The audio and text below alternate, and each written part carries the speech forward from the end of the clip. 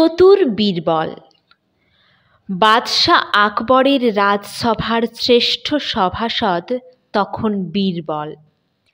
বাদশার যে কোনো সমস্যার মুশকিল আসান কর্তা বীরবল।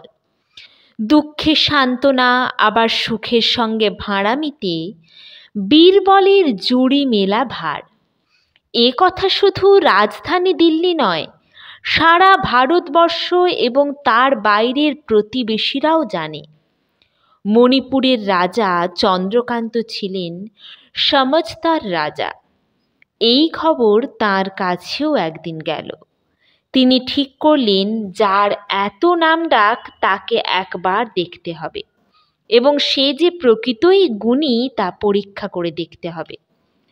ছদ্মবেশে গিয়ে বিচার করে দেখা হবে এই ভাগ্যবান লোকটিকে। একজন সাধারণ সৈনিকের বেশে ঘোড়ায় চেপে যাত্রা করলেন মণিপুর রাজ। দীর্ঘ পথ চলার পর দিল্লির কাছে গাছের শীতল ছায়ায় একটু বিশ্রাম নেওয়ার জন্য ঘোড়া থেকে নামলেন। বেশ কিছুক্ষণ বিশ্রাম করলেন সেখানে একজন খোঁড়া ভিক্ষুকও বিশ্রাম করছিল। রাজা যখন বেশ কিছুক্ষণ বিশ্রামের পর গন্তব্যস্থানে পৌঁছানোর জন্য ঘোড়ার কাছে গেলেন, তখন সেই ভিক্ষুকটি কাতরভাবে অনুনয় বিনয় করে বললেন, সৈনিক ভাই, আমি একজন অতি দরিদ্র ভিক্ষুক এবং খোঁড়া। আমি পথশ্রমে ক্লান্ত। যদি বেলা থাকতে শহরে না পৌঁছতে পারি তবে ভিক্ষা মিলবে না, আর ভিক্ষা না পেলে আমাকে অনাহারে রাত কাটাতে হবে।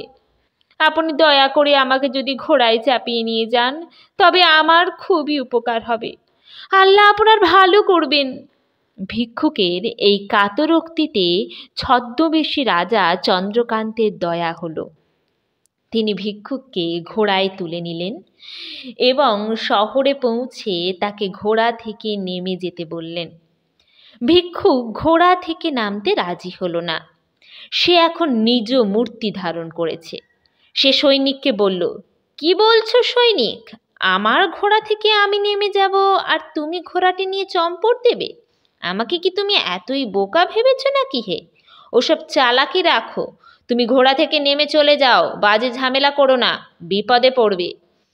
এই নিয়ে দুজনের মধ্যে ঝগড়া খুব জমে উঠল। অনেক পথচারী সেখানে এসে জড়ো হলো। সাধারণ মানুষ এর মীমাংসা কি করবে? প্রকৃত ঘোড়ার মালিক কে তা জানা যাবে কিভাবে? একজন রাজপ্রতিনিধি তখন ওই পথ দিয়ে যাচ্ছিলেন।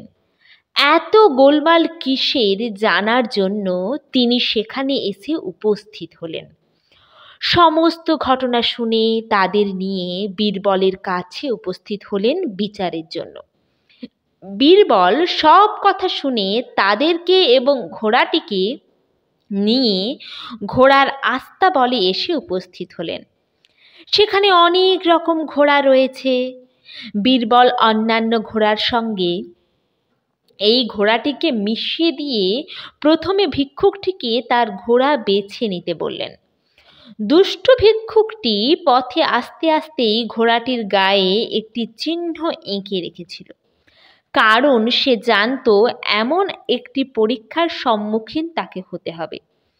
ভিক্ষুকটি অতি সহজেই ঘোড়াটিকে বেছে বের করল। রাজা চন্দ্রকান্ত তার ঘোড়াটিকে চিনতে পারলেন। পশুদের একটি বড় গুণ, তারা প্রভুকে চিনতে ভুল করে না। ঘোড়াটি তার প্রভুর কাছে এসে গলাটি এগিয়ে দিয়েছে আদর পাওয়ার জন্য। বীরবলের মতো বিচক্ষণ লোকের বুঝতে আর বাকি রইল না কে ঘোড়াটির প্রকৃত মালিক। বীরবল তখন প্রকৃত মালিককে ঘোড়াটি দিয়ে ঠগ ভিক্ষুকটিকে 10 ঘা বেত মারার আদেশ দিলেন। বিচার শেষে রাজা চন্দ্রকান্ত তার নিজের পরিচয় দিলেন বীরবলকে এবং কেন তিনি রাজধানী দিল্লিতে এসেছেন তাও জানিয়ে বললেন। যাক, আমাকে বীরবলকে জানতে বিশেষ কষ্ট করতে হলো না। আমার দিল্লি আগমন সার্থক হয়েছে। বীরবলও রাজার পরিচয় পেয়ে তাঁকে সসম্মানে বাদশার অতিথিশালায় নিয়ে গিয়ে তাঁর থাকবার সুব্যবস্থা করে দিলেন।